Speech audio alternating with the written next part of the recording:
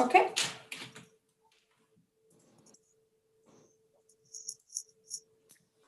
All right, everybody. My name is Jolene Noel. I'm the secretary to the commission, and in the absence of an elected chair and vice chair, I hereby call the meeting of the Canmore Planning Commission to order at 2:04. Sorry, I just got to mute my other screen here. Okay, there we go. As per section 9.2 of the Town of Canmore bylaw 2019-07 Development Authority, and this being the first meeting of the calendar year, a chair and vice chair are to be elected. Therefore, the first item on our agenda this afternoon is for the commission to elect a chair and vice chair for the term. Before I look to the panel to ask for a nomination of a chair, in his absence today, Alex Pooley put forward a nomination for Jeff Roberts via email to be chair. I also look to the board for any nominations or interests of the chair, and I will ask 3 times. So this is me asking my first time. Any interests or nominations? I'll ask a second time. Any interests for chair or nominations? Joanna? I'd like to nominate Jeff Roberts for chair. Okay. Okay, and my third and final time for any interests or nominations for chair. Okay, and Jeff, do you accept your nomination for chair? I do. If there's no other interest. Okay. Thank you. Sorry, I'm just making a note at the same time. So Jeff Roberts has been nominated for chair. I move the board to accept this nomination. Those in favor, show a raise of hands, please. Great. Motion carried unanimously. So next we'll move on to the vice chair. And before I look to the panel to ask for a nomination of a vice chair, in his absence, Alex also put forward a nomination for Larry Bone via email. I also look to the board for any nominations or interests for a vice chair position. And I will also ask 3 times. Any interests or nominations? I'll ask a second time. Any interest or nomination for a vice chair? And a third time. Any interest or nomination? Larry, do you accept your nomination as vice chair for this term? Yes, I do. Excellent. So Larry Bone has been nominated for vice chair. I move the board to accept this nomination. Those in favor, show a raise of hands. Thank you. Motion carried unanimously. Larry is now vice, and I will hand it over to Jeff as the chair to continue on with the meeting. I thank you, everybody. Okay, thank you, Jolene. So as indicated, my name is Jeff Roberts. I'm the chair for this meeting today. All questions and comments shall be directed to the chair. I'll now ask the board members to introduce themselves. I'll start with, I'm going to go across my screen, so it may not be how everybody else shows up. So Florian, you're next in line for me. Florian Youngin, chair member, commission member. Hey, thanks, Florian. Lisa? Lisa Jackson, commission member. Next, Larry. Larry Bone, commission member. Next, Larry. Doug. Great, commission member. And Joanna. Joanna McCallum, council representative and commission member. Okay, great, thank you. Next, I'll ask the town administration present to introduce themselves. Starting with, again, the same order, Jolene. Jolene Noel, secretary. Jane. Jane Dean, perma clerk and meeting administrator. Okay, thank you, Jane. Nathan. Nathan Rubel, development planner. My God, look at the beard. My COVID project. Thanks, Nathan. Lauren. Lauren Miller, manager of planning and development. Thank you, Lauren. And I see Whitney's on here. Yes, hi, Whitney Smithers. I'm the general manager of municipal infrastructure. Okay, thank you, Whitney. We do have an agenda in front of us, and we've all had a chance to look at it. Are there any additional installations or changes to the agenda as provided? There are none. There are none. Okay. Next, I move that the commission adopt the agenda as presented. All those in favor, raise your hands, please. Thank you, that's unanimous. Okay, next item on the agenda is the approval of previous minutes. Most of us were present at that October 28th meeting for the Lookout Ridge development at Stewart Creek Rise. Are there any additions, deletions, or changes to the minutes that are presented? If none, I move the commission to approve the minutes of the October 28th, 2020 meeting as presented. All those in favor? Carried. Okay. Next, the process we're going to follow today is we have the one item on our agenda, the development permit application for 1305 Spring Creek Gate. So what we'll do is we'll ask administration to present the matter for commission. Commission members will then be permitted to ask questions for clarification of administration. We will then offer an opportunity for the applicant to make a 5-minute submission, and then an opportunity for commission members to ask the applicant any questions or clarifications that they have. Are there any members of the public? I don't think there's any members of the public that have registered to speak. We do have some people in attendance. If there are questions and if you would like to hear from the applicant, they are in attendance. Okay, thanks, Jolene. And I'd just like to remind everyone that we do have a respectful workplace policy, and to stay on topic and be respectful in our questions and our comments and deliberations. So I take it, Nathan, you can now take the floor and make your presentation for this application. Great, thank you. I'll just start by sharing my screen, my presentation.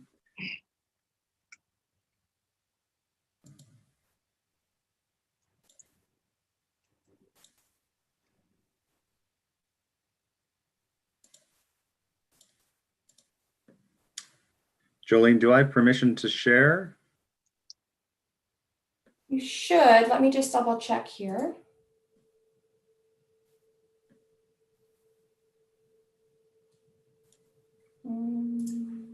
Bear with me here. You shared earlier. I did. Now nothing is showing up in the share screen. I'm just looking at my settings here. Bear with us one moment. Oh, share screen. Okay, try that now, Nathan.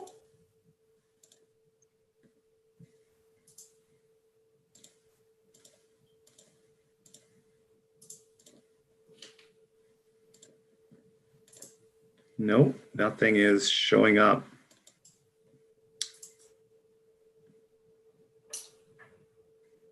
Lauren, are you able to share anything? I'm just wondering if you have the option. Nathan, try again. I changed one more setting.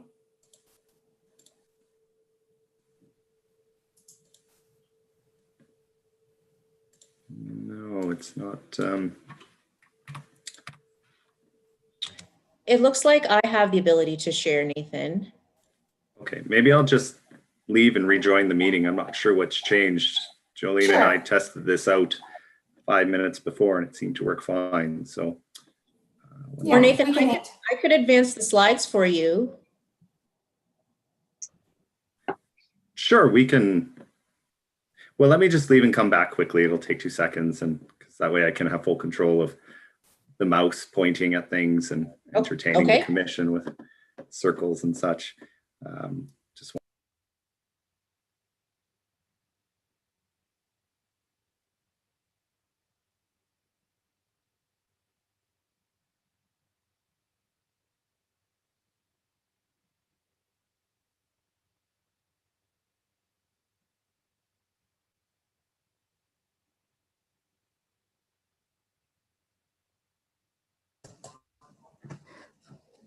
Lauren, maybe just have it ready to go on your end in case it doesn't work for Nathan when he comes back, and then we'll just do it that way. Will do.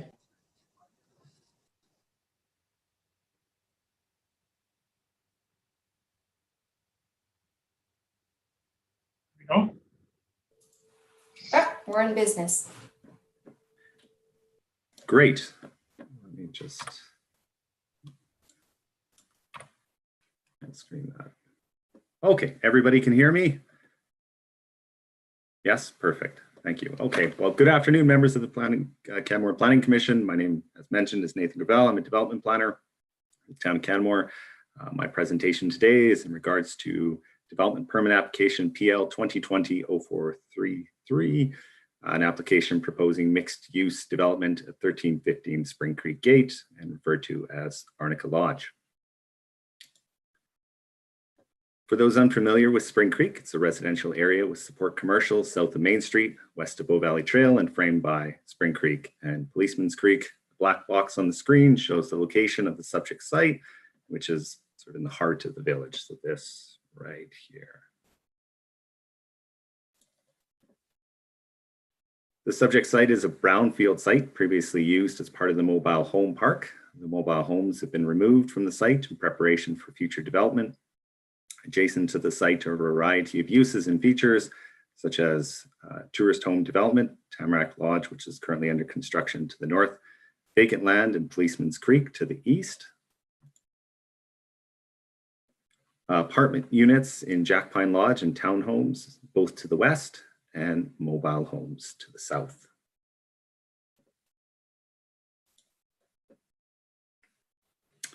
The subject site is within and governed by the Spring Creek Mountain Village Area Redevelopment Plan. The ARP envisioned this site next to the future public plaza as part of the commercial focal point in the village. The development complies with this and all other requirements of the ARP. The following uses are proposed with this application: 46 apartment units, 1 daycare facility, and 1 live-work unit. These uses fit the intent of the district and the location of the site. So what does it look like? Well, in regards to form, there's 1 building, 3.5 stories height with an interior courtyard. Parking is accommodated by underground and street parking.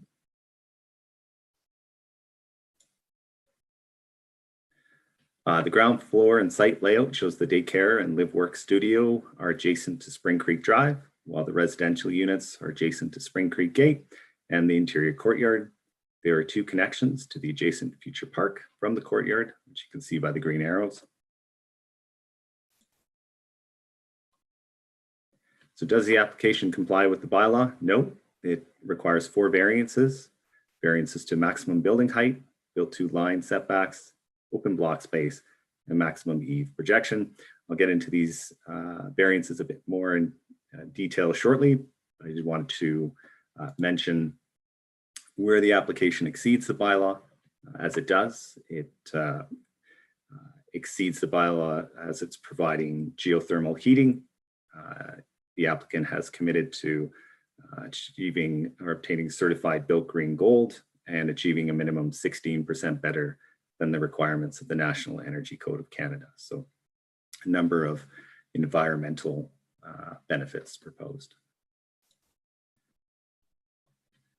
And these benefits are reflected in and quantified by the applicant's sustainability screening report, which, as the Commission knows, is a tool that we use to evaluate the environmental, social, and economic impacts and trade-offs of a development. The SSR score is approximately 38, suggesting the proposed development will have a positive impact on the community. The proposed private daycare facility provides a social benefit to the community. The daycare is located near and well connected to Canmore's downtown, making it very accessible and convenient for those who will need to use this service. So looking at the variances in more detail, the first variance I mentioned was to building height. The development requires up to a 2.4 meter height variance in Zone A and up to a 2.3 meter height variance in Zone B, as shown on the slide here. So you can see this portion of the building is in what's called Zone A, and this portion's in what's called Zone B. The colored areas represent where the roof is encroaching into the area of roof requiring a variance to maximum height. The different zones, for those unfamiliar with this, is Spring Creek is divided into different height zones. So Zone A is the highest height permitted, and the intention is as the development moves from the center or Spring Creek Drive or gate towards the creek, it steps down. And so that's why this is Zone A. It's the highest, it's right next to the main road, and then kind of steps down to Zone B. It should be mentioned that the height of variance is influenced somewhat by the parkade, which is set for flood protection, so it pushes the building a bit higher. The district allows for the development authority to grant variances to the roof heights within these zones when the architectural integrity of the building would be enhanced.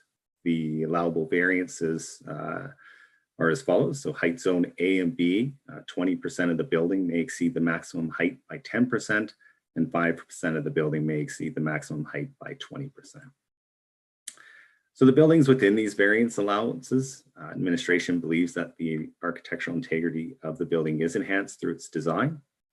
So you can see up on the slide a picture of the roof, which is fully pitched, or also referred to as a working roof. It's not cut off and flat in the central portions, as seen in some of the other developments in town. For example, Super 8, Canadian Tire, the Best Western.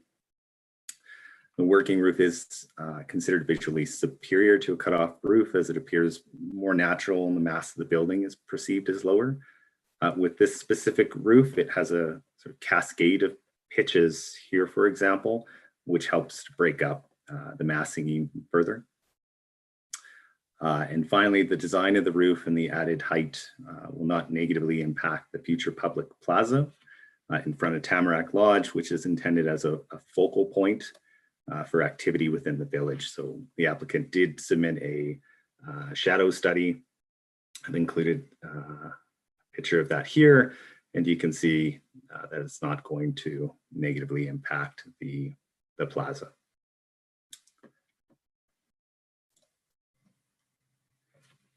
Moving on to variance 2, the district also requires built-to line variations to help break up the perceived mass of the building. The principal build-to line with allowable variations are as follows. So 40% to 75% of the main floor block frontage is to be within 1.5 meters of the property line. So a majority of it essentially has to be within 1.5 meters. Then a minimum of 25% has to be set back between 1.5 meters and 3 meters. So that helps provide that sort of articulation and breaking up of the mass. And then no part of the main floor frontage shall be further than 3 meters from the front property line. So those are the requirements. As you can see up on the screen here, there's a picture of the east facing street frontage. A majority of its main floor facade is further than 3 meters, approximately 55% of it. It has an overall setback range of 1.8 meters to 11.1, 11.1 coming here. There's sort of an entrance over here that's furthest back. The applicant desires straight lines for the building, and the east property line curves outwards from south to north, creating an open area. So again, if you look at the slide here, the red line refers to the property line. So you can see here in the south portion of the lot, the building is compliant with the requirement, but as we move north, the property line moves away, but the building still maintaining that linear design. So an open area is created as a result. Administration supports this variance as the frontage is architecturally pleasing. If you look at the picture, we're seeing a lot of design elements that are breaking up the massing. We're seeing balconies, a lot of design details, heavy timber. You're seeing at-grade patios. There's been landscaping added as well. So this helps to achieve that goal of breaking up the massing and having an interesting streetscape. In addition, this portion isn't intended for commercial use, so there's really no loss of window shopping opportunities here. So overall, the intent we feel is being met with this design. Moving on to variance 3, the district also requires that 25% of the site be contiguous, well-programmed and landscaped open block space. An example of this is here, origins at Spring Creek. You see how there's this sort of open block space that's landscaped and some pathways and so forth. And then on the right side of the screen is the proposed development. And so this is the courtyard area here. It's about 17.1%. So it's short of the 25%, approximately 8% short. Administration supports the variance because the parcel is fairly narrow, relatively speaking, for design or development of this size, making adding more open space quite difficult. It would effectively eliminate the units here. And these units do actually benefit the courtyard and open space because they help to add some eyes on the space, so adds a bit of comfort and safety, allows for some back and forth directly from their spaces. So it would not be seen as a benefit to remove these spaces and increase the open space on this side of the building. And second, although discontinuous, the open space here that the applicant has created sort of meets that same intent. There's lots of landscaping, there's some private patios there, some pathways that make up about 8.7% of the area. So a combined total of approximately 26%. So if you took two areas together, they're sort of exceeding the requirement. It's just they're broken up a bit, but administration feels that the intent is still being achieved here. And finally, the fourth variance, the northwest eave is 0.71 meters from the side property line. Building eave is permitted to be up to 0.89 meters from the side property line. This is a 18 centimeter variance. The additional length of the northwest eave facilitates a bit of a larger roof overhang. As you can see on the slide, it's this eave right here. Administration supports the variance as the added overhang provides a bit of an architectural enhancement to the west frontage. Large roof overhangs are encouraged in the town-wide architectural standards. They add a little bit more of a dramatic look to the building. The 18 centimeters does not meaningfully impact any of the adjacent developments. So administration doesn't have any concerns with the variance. A notice of application was posted on the site for 10 days to solicit comments from the public. No comments from the public were received. So given the alignment with the ARP and the significant social and environmental benefits of the development, administration recommends that the Canmore Planning Commission approve PL 2020-0433. Should the commission decide to approve the development, conditions of approval have been prepared by administration. These are in the package. These can be altered at the discretion of the commission. However, it's recommended that the commission not revise the standard conditions section as these conditions are generally in response to direction from council approved policies, guidelines, and so forth. So there's a specific condition section and the standard condition section. So you would look to the specific conditions to make any amendments. And that concludes my presentation. I'm happy to take any questions from the commission.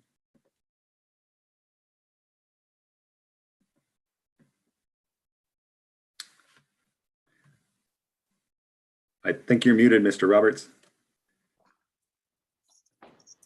Great, thanks for that, Nathan.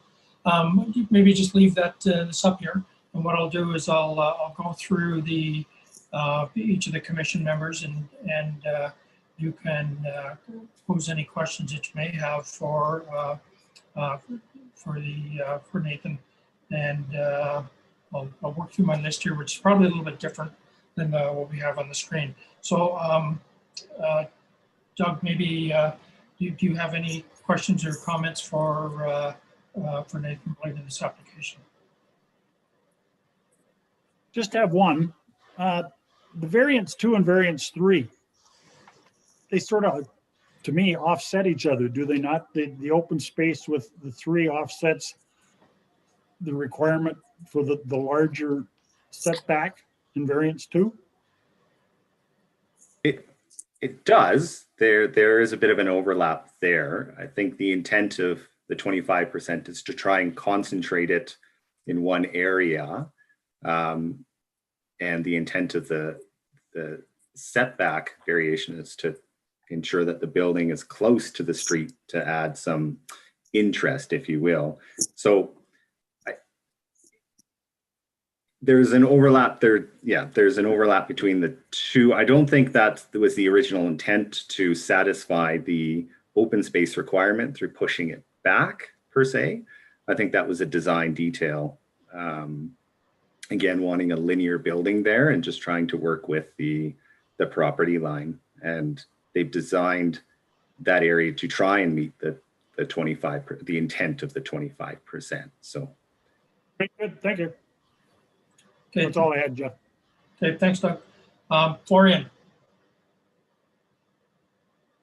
I don't have any questions. Thank you. okay, Larry? Thank you, Chairman.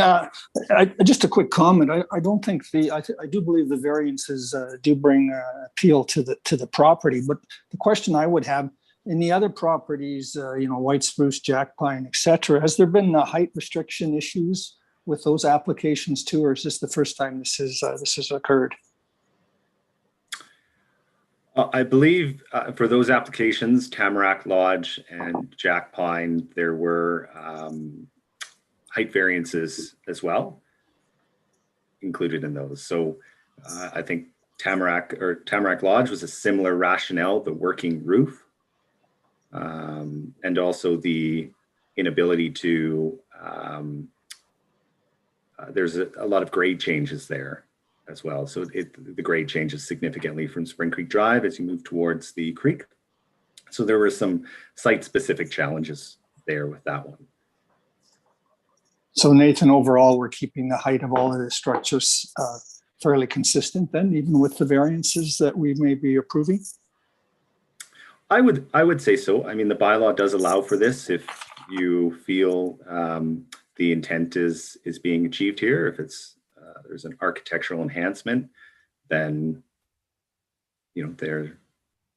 this can be approved. The intent of it was to allow for the additional height if there's that trade-off, and we feel that there is a trade-off here. There's an enhancement to the site, so we support it. Thank you, Nathan. I think it is nice to see 7 additional parking stalls. It's always nice to see, is it not? Yeah, I mean, they sort of they put them where they can on the street, and and if there's whatever they can in their parkade, and sometimes that just meets the requirement, and sometimes there's a little bit extra. So it's nice to see, some additional capacity within the parkade, but that certainly fluctuates from development to development in Spring Creek. That's the end of my questions, Mr. Chairman. Okay, thank you, Larry. Lisa. Yeah, I actually have a similar question to Larry, but on the 25% green space, I was just curious if there's other developments that had less than that in the Spring Creek area. That's a great question. Thinking back, Tamarack Lodge, a similar situation where they split it between 2 spaces. They have an interior courtyard, but they also had some space in front of the building, which was viewed as an enhancement to the plaza area because it created a bit more of a bigger feel to it. Jack Pine Lodge met the 25% requirement, as well as white spruce. Thank you.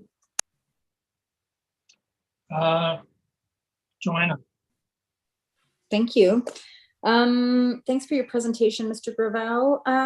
In terms of street activation, are the street level units going to be accessible from the exterior or only from the hallways? They all have exterior entrances. I'll just scroll to the... I couldn't tell from the drawings. Here, I think it had to start right here. So the black arrows show you where the entrances are to the unit. I mean, like the individual units, will they have? Oh, I see what you mean. Sorry, I Yeah. thought you were referring to the I'm commercial. sure that there's a planner ease term for that, but I don't know it. And someday you'll have to tell me. So there is a common entrance right here for the Right. residential units. These units along the south frontage all have their own entrance. It's a nice design additive, so you can walk Yes. right up to your unit and enter it. There's 4 entrances there. And then everybody, of course, has their back patio. And I believe some of them have doors in which you can just walk right out and continue out. So there's a lot of entrances, I would say, in and out of the building. Yeah. So it'll add a lot of activity to the different areas. Yeah, I really like that feature. And they did that on an earlier building, I think at the beginning, and haven't done it much since. And I'm happy to see this come. And then this is a little bit outside of scope of the Planning Commission, but I just want to make sure that I don't know if it's something that we consider as the town about the daycare facility being in alignment with provincial requirements in terms of obviously fire, but above and beyond that, if there are any other requirements in terms of outside access, et cetera, and that all of those things have been thought of. There are no use specific requirements for daycare in the land use bylaw. Oh, okay. Oh, all right. And that was actually all I had. I'm more interested about the working roof idea, but I can do that research on my own. Thank you. Okay, thanks, Joanna. Nathan, the questions that I've had all have been answered, and irrespective of that, I think the blend of what's being proposed here from with the variances in combination of what has been laid out in the ASP with the open space and just the architectural features that it is ultimately we're approving something that is in the public interest, and I think this is the developments that we've been getting through Spring Creek are reflective of that. And on a personal note, I'm really happy to see the use of geothermal exchange going in to help with the heating and meeting the intent of some of the aspirations that the town of Canmore has from an environmental perspective. So I have no further questions or comments. Are there any follow-up questions that folks may have? Sorry, Jeff, it's Jolene. I just wanted to note you're a little muffled, so I'm not sure if it's your connection or an adjustment of your mic, but you're a little bit muffled when you're speaking. Okay, is that better? No. I think so, yeah. We'll try it out. Yeah, I don't know if it was your connection or your mic, but. Okay. I was able to hear what you said, Mr. Roberts, though, just to okay. be clear. Fair enough. Any other questions from commission members? If not, thank you, Nathan. Thank you. Is there someone, one of the folks who's here representing the applicant? Are they need time to speak at all? Hi there. Hold on one sec. Try that. Is that better? That's much better. Thanks. Yes, thank you, Chair, and I want to thank the Chair of the Commission and the Council Representative and the rest of the Canmore Planning Commission for hearing this application today. I also want to take the opportunity to thank the town of Canmore planning staff. I know Nathan has put a ton of work into this, along with Brian Kinsey Engineering, to get this to you for today. We always have time constraints, or not time constraints, water constraints in Spring Creek, being so close to the water table that we generally have to get in the ground in March or September. So hearing this today is appreciated. With that, just real quickly, just a little bit of Arnica. And obviously Arnica is the next building in the future of going forward with Spring Creek, moving south. This building is a residentially zoned building, not a tourist home designated building. We're allowed up to 300 units in Spring Creek tourist home designated. This one is strictly residential for full-time residents or part-time residents living in it. It's not rented by the night. And this is one of the buildings that we will have 6 perpetual affordable housing units. And it is my commitment to do 5% of my housing units PH. So this building has 6 just because we don't put them in tourist home buildings. We try to put them in our residential only buildings, and they're generally sold for about 50% of the cost of what the market housing is in Spring Creek. We are unique that we put them in these apartment buildings. You can't tell the difference when you walk down the hall. They still have a beautiful wood door, and you have access to all the amenities, and the interior spec is very comparable, just a little bit lower end from a high-end spec that we do in our buildings. This building was always sort of in my mind and thoughts to create a community like Spring Creek. I've wanted to make sure we had a lot of full-time residents. We just don't want to be dark windows, and that's why I did a seniors building in Spring Creek. And this is also why I always had in my ARP the opportunity to potentially build a daycare in Spring Creek. And so it is still was my plan. Even though we don't have a lot of children in Spring Creek, and even the birth rate in Canmore has dropped significantly in the last number of years, we still want to move forward and try to provide something to the overall community of Canmore with the opportunity for another daycare space, because it's, my understanding, highly needed in the community. We did choose this location too and designed it around our park space. There is no bylaw regulations for daycares, but there is provincial regulations like you have to be within 500 meters of a playground space or open space. We wanted this park space beside it has designed for 2 playgrounds, one for older kids and one for younger kids. Generally, you like them a bit apart, the playgrounds, so they don't have conflicts. And so we've designed a park and this location for the daycare to complement each other, although it's a public park to be used by everyone. One live work studio in it along Spring Creek Drive. We always wanted to have that commercial aspect as you come in from Main Street to draw people into Spring Creek by small live work studios, to small commercial art studios, personal service things are what we generally try to get in those spaces. So again, we try to make sure that had one live work studio along with our 46 residential apartments. Just to the variances to do with height, all of our buildings have had allowable height variances. So I designed this bylaw back in the day for variances to height to make sure we had articulated roofs, so roofs that had different elevations, so we didn't have one straight line. That we put some articulation in our roof height to give it character as well. So the variances make us put this variance and the variations in roof heights. It creates some more dramatic roofs by doing these allowable variances.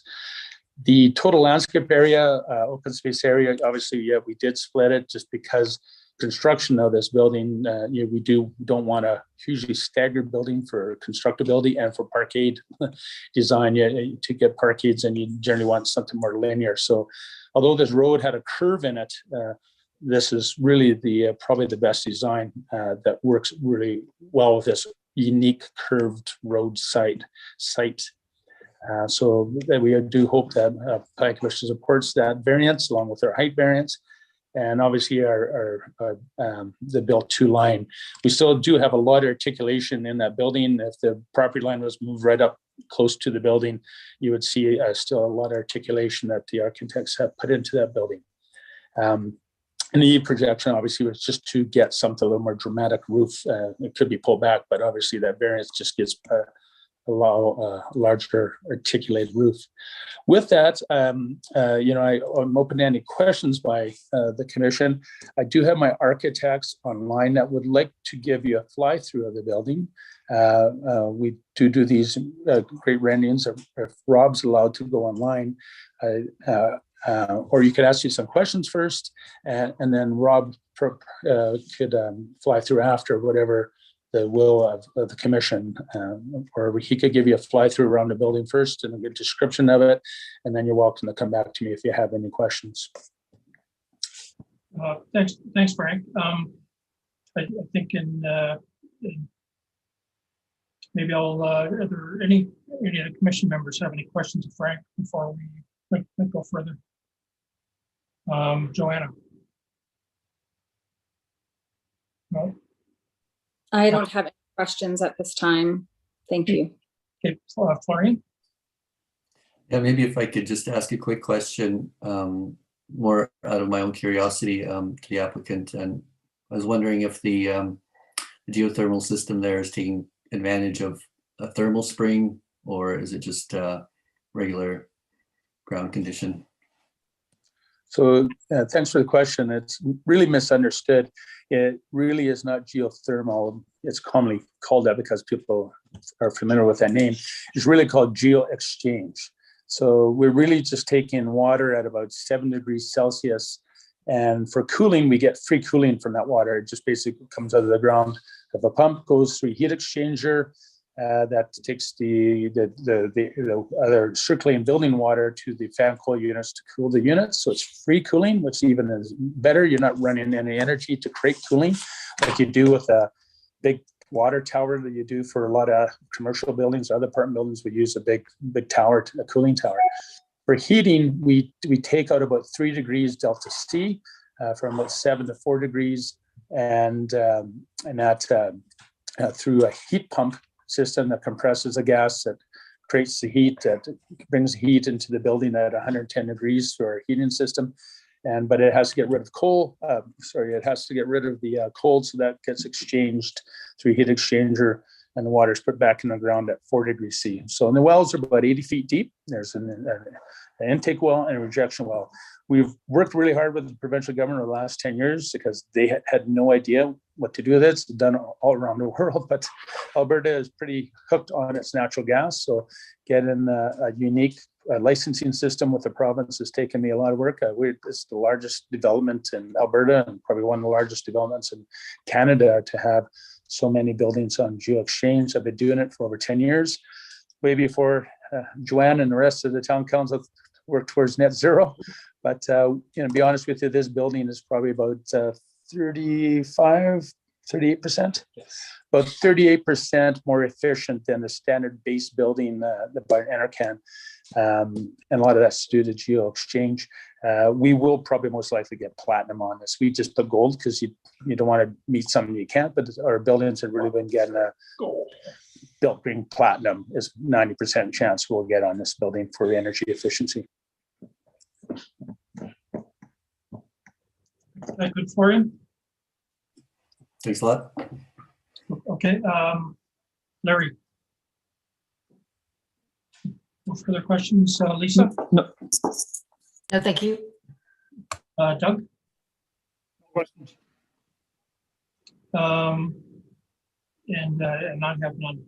Thanks for running through that geo-exchange piece, Frank. I'm hoping to do that on one of my own personal home development. So tapping into your guy over in Golden. So We got a good guy if you ever decide to do it. He's the best.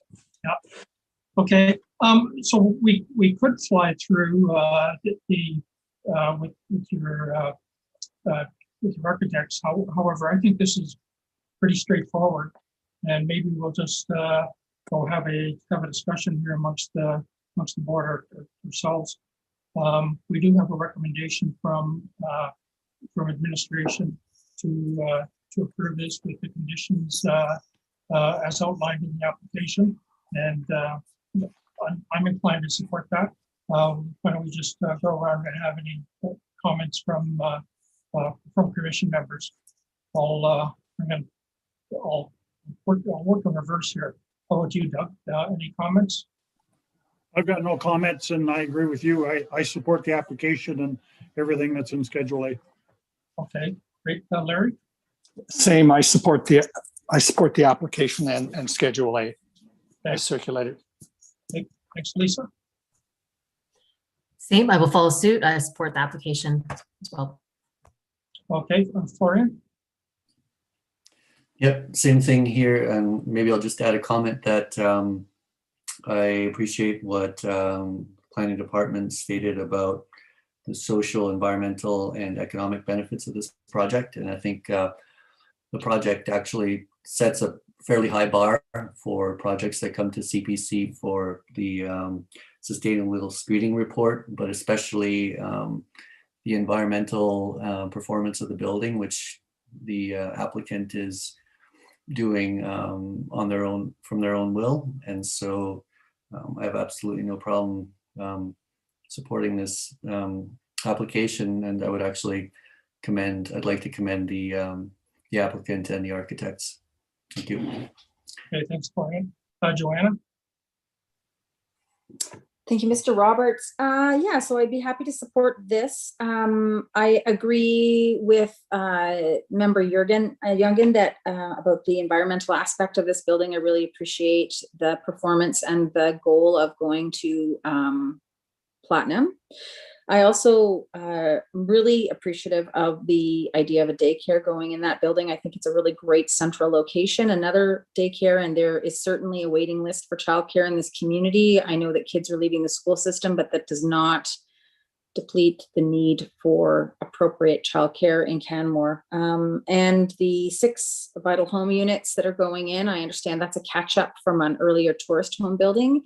But I do also appreciate that they're being built along with each building as opposed to all at the end, which is what we some jurisdictions experience. So all in all, I'll be supporting this application. Thank you. Okay, thanks, Joanna. Given the quality of the presentation and comments from the commission, I move that the commission accept the recommendation of administration and approve the application as presented with the conditions as outlined in the attachments. All those in favor? And that would be unanimous. Okay, great. Thank you, Nathan. Thank you, Frank. Just like to take the opportunity to thank Commission for the support on our application. Okay, thank you, Frank.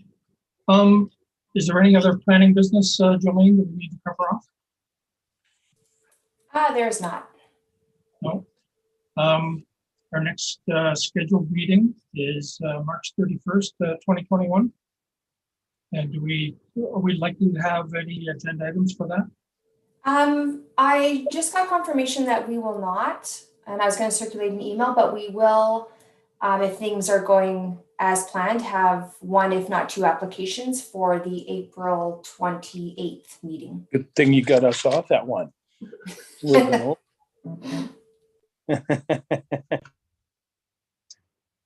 Okay.